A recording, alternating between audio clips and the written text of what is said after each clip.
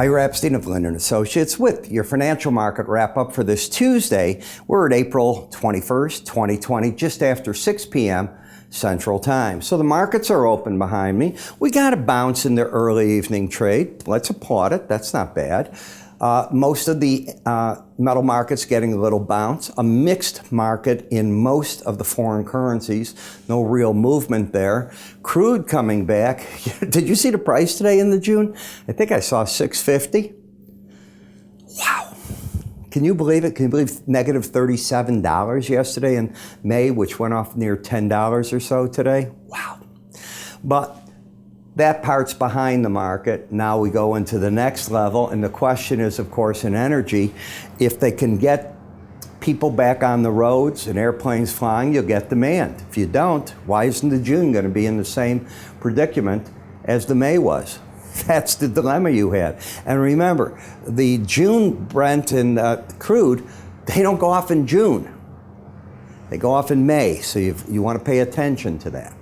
When we get to the S&P, I've got to ask myself, we've gone through this nice bounce in the market, and this is a weekly area chart of just closes. Is this the beginning of the other shoe dropping or not? I don't know. But I have been looking on everything real hard, and in most stock indices you got to a 50% correction with the exception of the Nasdaq, which got up to 70. So I don't know that the Nasdaq's going back for the old lows, but the others are not looking that great, including the Russell, which only got to a 38% correction. Here's those correction numbers, and just so you know, 38, 50, 62%. So, and the S&P you got there, and you're stalling. This is a typical bear market rally so far. Don't accuse me and say, oh, you were bearish and it went up. It's not what I'm saying. I'm explaining a chart. This is typical of a bear market rally. That's what it is. That doesn't mean the market can't come back up and do something else. But you've got to be aware when a market starts stalling where you're at in relation to that. And why a bear? This is a huge break, folks. You made back a big chunk. You made back half the loss. That's how you look at it. What is next? Are you going to keep going or not? Today's break low took you out of the pattern of higher lows and higher highs. There's a change in the market. It didn't throw out a bear pattern. It doesn't have lower highs and lower lows. The support in the market's back at what I call that line in the sand. The 18-day average of closes at 2681. Resistance is in part at the 200-day average up here and the 100-day. Now, if this market's going to start getting even more bearish, I'll give you something that you're not used to. If the 100-day gets under the 200-day and then prices get under the 18, watch out. It's another bearish crossover on the chart. Where's the market resistance?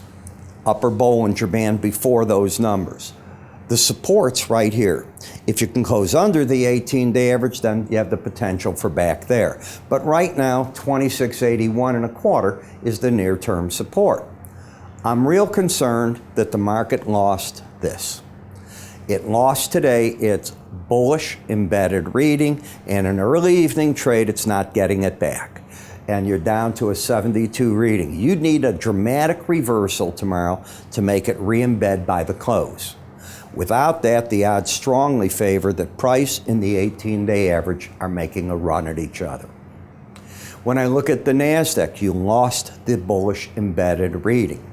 What's the objective? No, not the 18. It's the closest main moving average. That's the 200 in this case. Remember, this market's stronger than the others right now.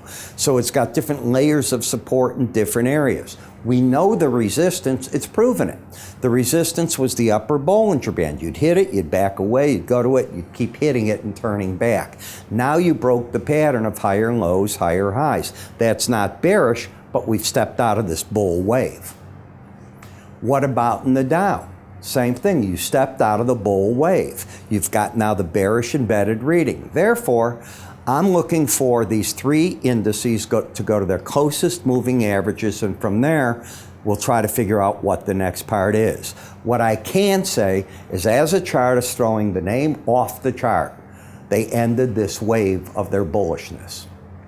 In the Russell, the pattern is one of lower highs and higher lows. What would turn this chart bearish is getting under right here.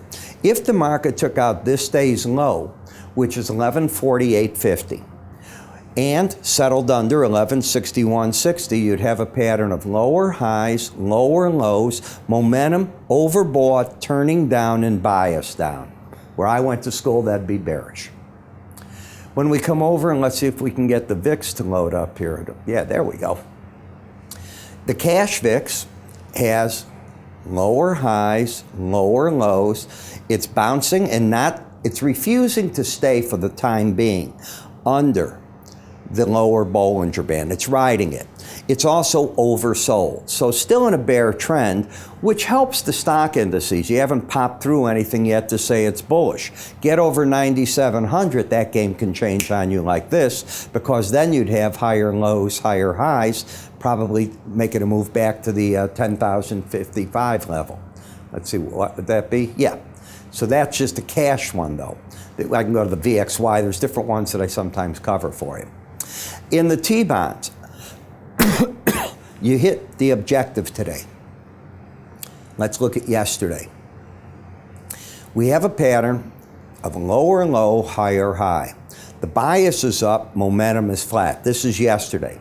If the market moves up, what was this day? This is an outside day down. If you take out the high of an outside day down, I look for prices to go to the closest of a Bollinger Band or a key moving average over the market, the closest of. There's no major moving averages there.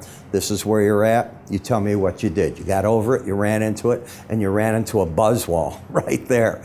You're up a little bit tonight, but you're into a resistance zone that's overbought, and you're at the top of this pipe channel. That doesn't mean it can't break out. You're at a resistance level. 10-year note, overbought, did the same thing, took out the high of an outside day, went right to the Bollinger Band, ran into the buzzsaw. Dollar index, we talked yesterday, which way to break out. Had the market gotten under 99.66, I'd get a bear signal, because that would give me lower highs, lower lows, looking for this. If the market gets over 139, then I have the pattern of higher lows already. Then I'd have the higher highs, and then I'm looking for the upper Bollinger Band. That band didn't fall as much as I thought it would. It only fell, if you look at it, about 14 points or so. It was falling a lot more back here, and it suddenly became a better trade because the way the math goes on it, it didn't fall quite as much. Very interesting. But the bulls are in control until 99.66 is taken out. Momentum up, bias up, trend up, looking for that number. Eurocurrency, trend down. Lower highs, lower low. So you're still in a bear trend. Momentum in the market flat, not oversold. You have to be under 30 to be oversold. On rallies, I'm still looking for the bears to be somewhat productive on this, trying to sell. I don't think they'd want to see the market get over this high right here of 109.12. That would break the pattern. So tight range, not quite oversold. We'll see if it can do anything from there. Japanese yen looks determined to get back to the 18-day average of closes and try to regroup whatever it wants to do. It's had a pattern of lower highs, but it's had higher lows. That's not a trend. Just seems to be honing in right here, trying to figure out the next thing. Bitcoin, I've moved to the June contract. You're flat right here. Now, remember, the halving instant is going to come next month. That means that going forward, I think there could only be something like 21 million Bitcoins ever produced. For the amount out there, you've done most of them. So now we start halving. You got to have the same horsepower out of your computer to mine, but you can only get to a total of this. And the idea for Bitcoin people is limited supply will make it more valuable. I'm giving you the basics. Others will say, well, it's starting to get more publicly known and people are using it. Nonsense. It's a spectator market, period. I don't know the value of it. It's whatever people want to put on it. But I don't know anybody that's using Bitcoin to go to their local grocery store and buy their day's worth of groceries. If you do, write me. I'd like to know about it. I'm talking a major chain. I don't know it. When I go to the Brent versus WTI crude, wow, what a crazy move. But we know that happened in large part because U.S. prices crashed. Now OPEC is talking. They want a May 10th meeting. Is it too little, too late? Should they just let nature run its course is even something you have to think about. You know, they can try to do certain balancing, but it's their fault. They created this. They did it to us. And now we're left trying to defend what's left of an oil industry that is underwater. Yeah, I don't know Americans that make money in $10 crude oil. You might, I don't. The good news is if you go 6 months out, 8 months out, prices are in the $20 and $30 range, so nobody thinks it's going to stay this way. But today, no, you got a real problem. And in the Brent, good for the Saudis. They can say they're making their $9 a barrel. Wonderful. Not after their transportation costs and everything else. They've hurt themselves. They've shot themselves in the foot. Their Saudi Aramco will have to live through this, and it will. And they'll have to figure a way to get this under control. But you're under the Bollinger Band. You don't sell under Bollinger Bands. You're oversold. This is probably a short covering zone, if anything, in that market. In WTI, I look for the market to get back into the Bollinger Band shortly.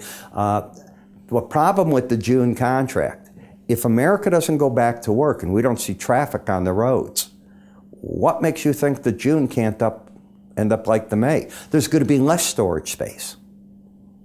Got to think this way. There's nothing I see here that is friendly. Gasoline. Gasoline will come alive when the cars hit the road. Until then, you don't need me as a chartist. You hit the Bollinger Band. It's a cover short area today. You're oversold. You got down to the lower band. You've gone in 72 hours from top bands to bottom bands. You're churning in that pipe that I so often teach you about that's there. And the market that has probably seen an important low is back in this market. This is probably a low area. This whole area right now. I almost jumped there. This whole thing. Why do I think that is the case? When I look at it, you hit the 100-day average in the upper Bollinger Band. And I'm looking for the market as it's now, can it set back? But here's the advantage that this market has. The law of supply-demand is working. U.S. crude oil shut-ins are going to happen all over the place. Less rigs, whatever. We're going to have less natural gas. We're headed into summer. It's going to get warm. As sure as we're talking, it's going to get warm, and people are going to turn on their air conditioners, and we're going to start using up supply, and we're not going to build as much supply if the gas wells and the oil rigs are shut. And I'm expecting that's going to be the case. So the question is, in understanding that, waiting for the setups. I think this area was the get out of Dodge number. You know, I talk all this, and I talk a heck of a lot more about WTOs. Well, actually, the USOs are the ones that we're talking about. In the oil, I did that in my Spider ETF video.